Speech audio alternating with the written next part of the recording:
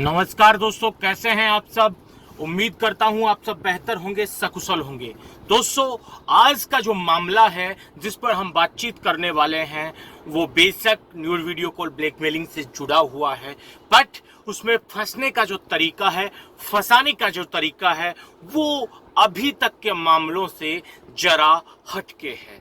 जी हाँ दोस्तों, अब तक ये लोग क्या करते थे, आपको टारगेट करते थे आपके फेसबुक से, डेटिंग साइट से, डेटिंग वेबसाइट से, डेटिंग एप्स से, और शेयर चैट हो गया और कई तरह के जो एप्लीकेशंस होते हैं, हैपन हो गया, जिसमें आप लड़की की तलाश में डेट करने के लिए, टाइम पास के लिए उस प्लेटफॉर्म पर आप जाते हैं और वहां से आपको ये लोग टारगेट करते थे, फंसाते थे।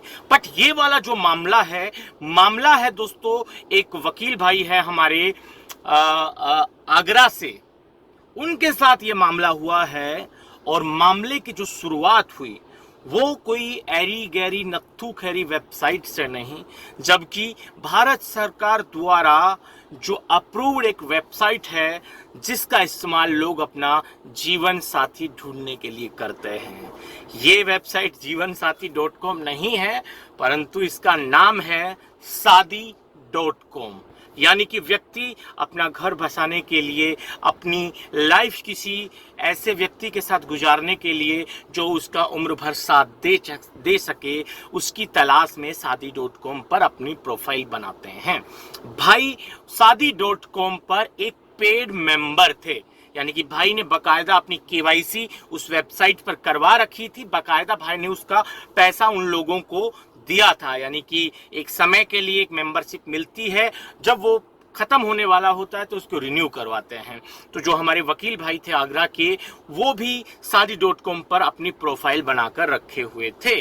शादी.com पर ही वकील भाई के पास कई लड़कियों के, यानी कि 8-10 लड़कियों के रिक्वेस्ट आती हैं, जिनमें से 1-2 लड़कियों के भाई रिक्वेस्ट फॉलो करते हैं, मतलब एक्सेप्ट कर लेते हैं। उसके बाद जब भाई से बातचीत होती है तो वो कहते हैं कि चलो व्हाट्सअप नंबर दीजिए, अपन फेस टू फेस बात करेंगे व्हाट्सअप वीडियो कॉल के जरिए।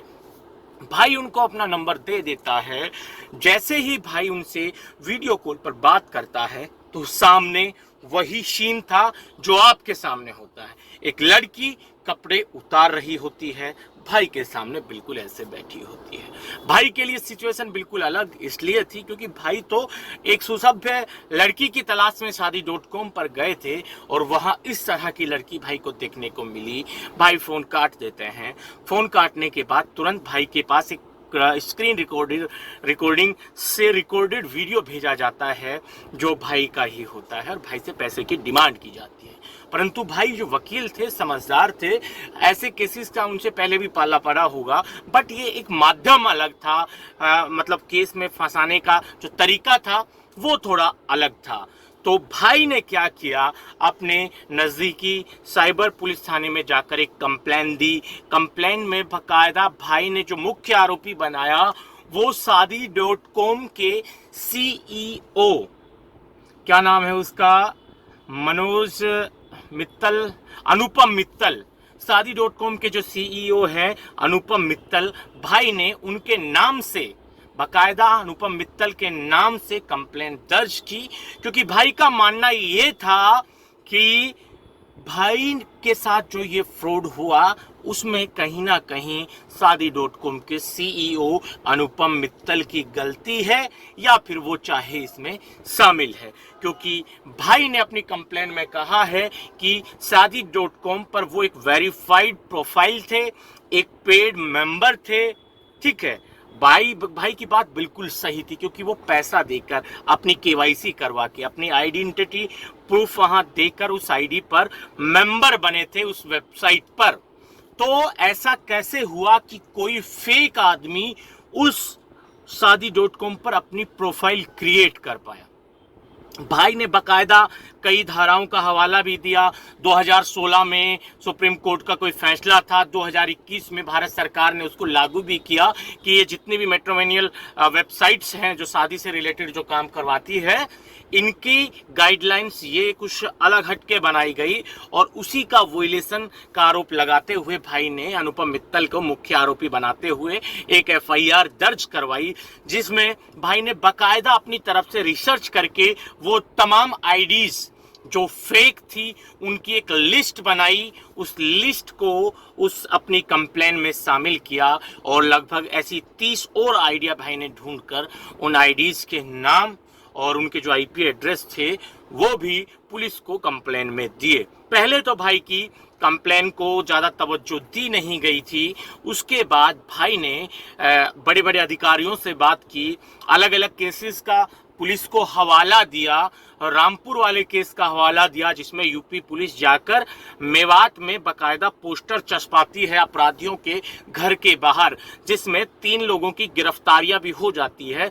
फिर वो हाई कोर्ट से बेल पर जमानत पर बाहर आ जाते हैं। भाई ने जब पूरी क्योंकि भाई वकील थे, अच्छी खासी भाई को नॉलेज थी, भाई ने अच्छा खासा दबाव बना के कंप्लेंट भी फाइल उन लोगों के खिलाफ की, ठीक है। बट पुलिस जो थी वो बचाने की कोशिश कर रही थी अनुपम मित्तल को। भाई के अनुसार ये हमारा व्यू नहीं है, बट जैसा भाई बता रहे हैं हम उनका पॉइंट ऑफ व्यू आपके सामने रख रहे हैं। अनुपम मित्तल की गलती जरूर है, इसमें जरूर ये है कि आप बिना वेरीफाई किसी व्यक्ति को ऐसे प्लेटफॉर्म पर क्यों आने दे सकते हो।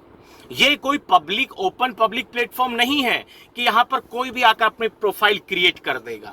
और जिन लोगों ने प्रोफाइल फेक बनाई थी उनकी उम्र उनमें से कई ऐसी फेक आईडी वाले भी होंगे जिनको चलाने वाले 12 साल 13 साल 15 साल 17 18 साल के हैं, यानी कि वैधानिक रूप से वो शादी की उम्र के करीब तक नहीं है। उन लोगों की वेबसाइट, उन लोगों की प्रोफाइल शादी.com ने अपने प्लेटफॉर्म पर क्यों बनाई, किस आधार पर बनाई, क्या उनका वेरिफिकेशन किया गया, भाई के ये सारे पॉइंट उसमें थे। तो भाई बड़ा लंबा खेल रहे हैं, एक एक कदम फूक फूक के रख रहे हैं। हम भी भाई से मतलब भाई की मदद करने की जो हमसे कोशिश होगी वो हम कर रहे हैं। बट आज सैटरडे है, कल संडे है, ठीक है, तो 2 दिन तक ऑफिस बंद रहेंगे, कोई ऑफिसर नहीं आएंगे। तो मंडे को जब ऑफिस खुलेंगे तो हम भाई की बिल्कुल मदद करेंगे। हमारे जितने भी सीनियर्स हैं उनकी बात आगरा के बड़े पुलिस अधिकारियों से करवाने की कोशिश करेंगे इस मैटर में, ताकि एक समन हो सके तो अनुपम मित्तल के पास जो शादी.com के सीईओ हैं उनके पास भेजा जाए और उनसे जवाब मांगा जाए कि ऐसा क्यों किया गया, उन लोगों की आईडी शादी.com प्लेटफॉर्म पर कैसे बनी बिना आई कार्ड के, बिना आधार कार्ड लिए, ठीक है। पुलिस अगर ये सब करने में नाकामयाब होती है तो बिल्कुल भाई कोर्ट तक पहुंचेंगे, कोर्ट द्वारा अनुपम मित्तल के पास समन भिजवाया जाएगा। एक बात तय है कि भाई का जो टारगेट है वो थोड़ा बड़ा है। गिरफ्तारियां बिल्कुल भाई के केस में वो फ्रॉड लोगों की गिरफ्तारियां बिल्कुल होगी। उसमें एक विक्रम गोस्वामी का भी नाम है एफआईआर में, भाई ने जो एफआईआर दी थी उसमें विक्रम गोस्वामी का भी नाम है, ठीक है। तो विक्रम गोस्वामी के भी गिरफ्तारी जल्द होगी, तथा कथित विक्रम गोस्वामी की, उन लोगों की गिरफ्तारी तो पुलिस कर ही लेगी जहां तक मेरा आइडिया है। बट भाई यहां तक नहीं रुकने वाले हैं, उन्होंने सीधा उनका जो मुख्य टारगेट है वो है अनुपम मित्तल। टारगेट इसलिए है क्योंकि अनुपम मित्तल की जो वेबसाइट है शादी.com, उस पर भरोसा देकर भाई ने केवाईसी करवा के उस पर अपनी मेंबरशिप ली थी, पेड मेंबर थे भाई वहां के। तो भाई का पॉइंट ऑफ व्यू ये है कि जब मैं इसका मेंबर बना तो मेरी केवाईसी की गई, तो मैंने यही सोच कर कि सामने वाला जो मेरे पास रिक्वेस्ट भेज रहा है उसकी भी केवाईसी की गई होगी। पर जब वो फेक आईडी निकली तो यकीन हुआ कि वो बिना केवाईसी के इस प्लेटफॉर्म पर है। न जाने कितने लोगों को बेवकूफ बनाते होंगे। तो दोस्तों, आपको भी ऐसी परिस्थिति आपके साथ पैदा ना हो, इसके लिए हमेशा सावधान रहना है। शादी.com जैसे प्लेटफॉर्म पर आप कभी भी अपनी आईडी बनाएं तो बहुत सोच समझ के लोगों को चयनित करें।